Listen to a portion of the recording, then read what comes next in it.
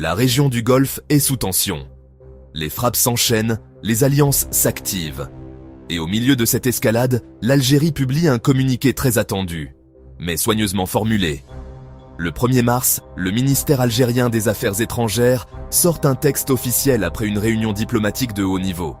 Le ton est grave, les mots sont pesés, mais un détail saute aux yeux, aucun pays n'est nommé.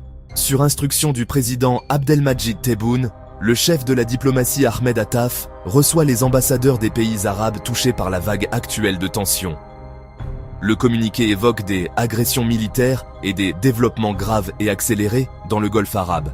Pas un mot sur l'Iran, pas un mot sur un agresseur précis. Pourtant, la position politique est claire, en apparence. L'Algérie affirme sa solidarité totale avec les pays arabes victimes d'attaques et réaffirme son rejet catégorique de toute atteinte à la souveraineté, à l'intégrité territoriale et à la sécurité des peuples. Une condamnation ferme, mais volontairement générale.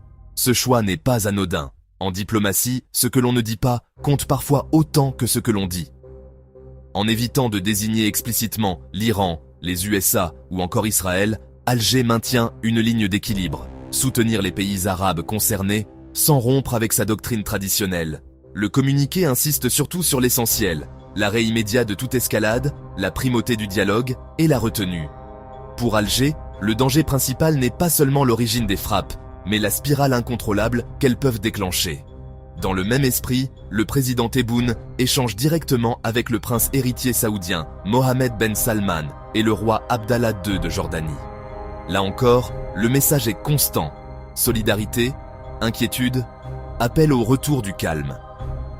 Ce communiqué, par son ambiguïté assumée, révèle une stratégie. Parler à tous, condamner sans isoler, soutenir sans désigner. Une diplomatie de l'équilibre dans une région où chaque mot peut devenir une étincelle. Si ce genre d'histoire t'intéresse, abonne-toi. On parle tous les jours du Maroc et du monde ici.